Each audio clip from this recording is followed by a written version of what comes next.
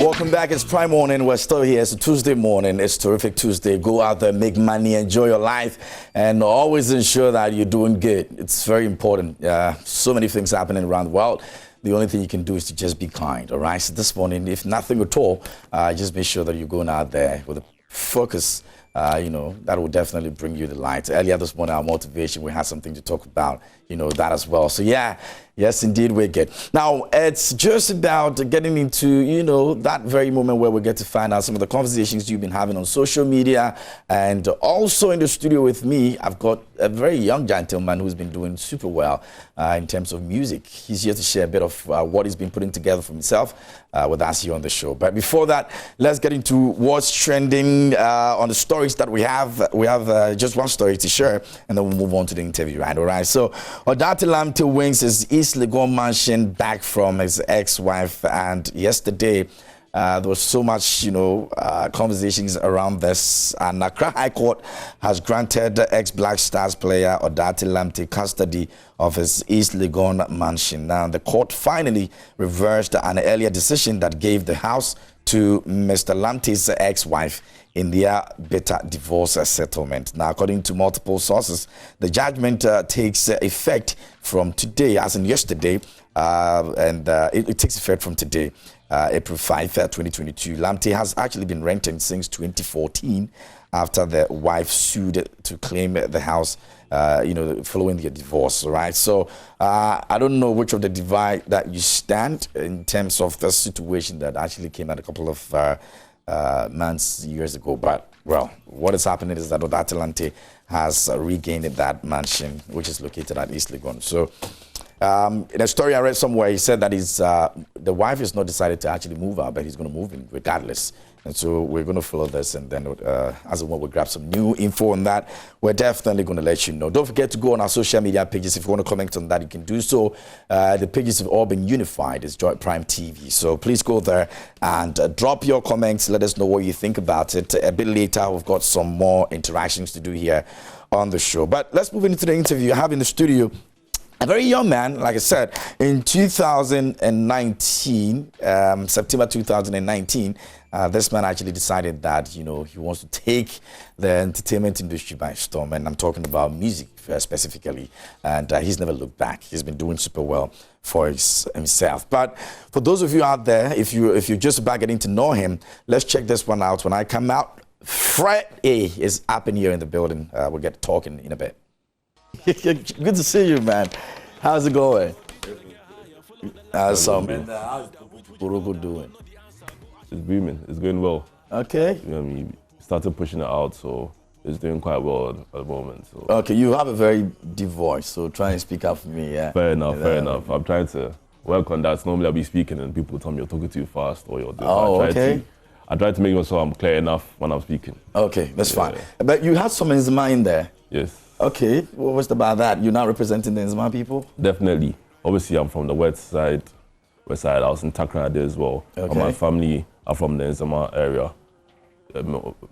Ekwi, pretty much, to be specific. That's where my mom's side is from. So obviously, I've been there a couple of times. I've visited a few times as well. So I'm quite familiar with that place. So I decided to represent that. So obviously, that's my identity. So that's why I might as well show everybody my identity and put that to my music as well. If that makes sense, so yeah. I see. So how is infusing the language in the music been received by people? It's different. Some people hear it and they're like, oh wow, I heard this, I heard that in there, but then I make sure I mix it with English or another, obviously fancy as well, and so people who are not in Nzima might get it as well. So I guess it's, if you're in Nzima, you hear Nzima, and if not, you won't really realize it, but you'll be wondering what I was saying at that part, kind of thing. So I decided to just infuse that in my language. Plus, lots of people that do that. I don't know a lot of Nzima people who are actually putting music out there to extent. So I'm also bring out my language and let people hear it as well. Is this something you intend to do it for a while, or it's something that permanently you want to just represent in that regard?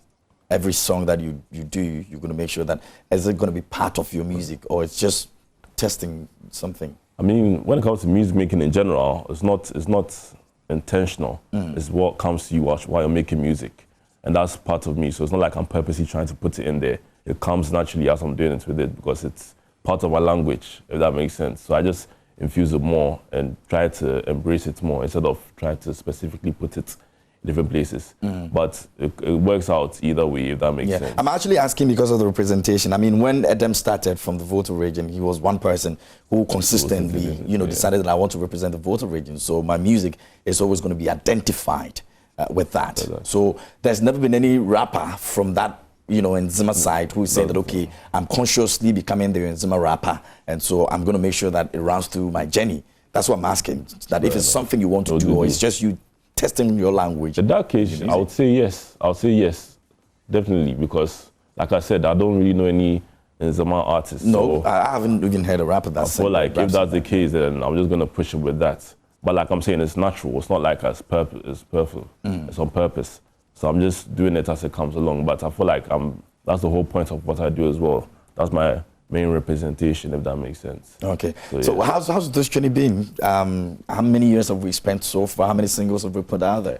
In terms of singles, probably about 7. But then I've dropped 2 tapes in between those. And each tapes, one had 11 tracks, that one had 10.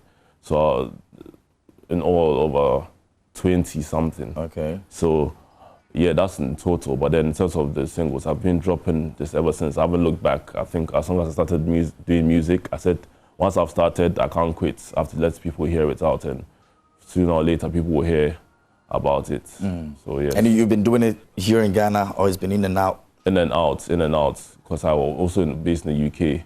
So I go back and forth from here to there. And I'll be dropping it either place I go. So some of the videos are shot there. Some videos I was shooting here as well.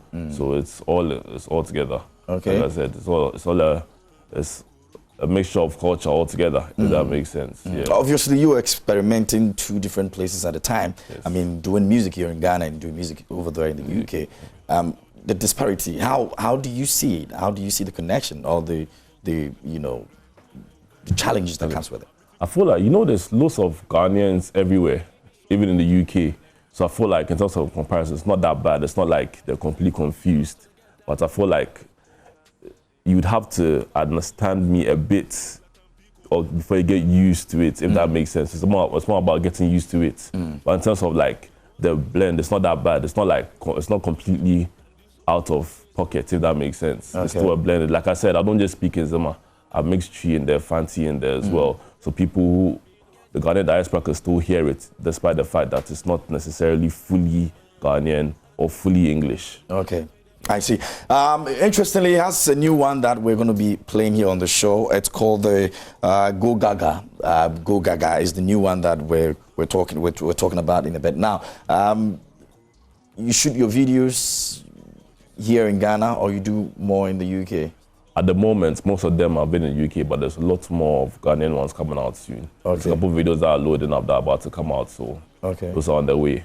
All right, so this new one was shot, you have the video was shot from where? This was actually shot in the UK. Okay. But it's probably the most Ghanaian song you hear.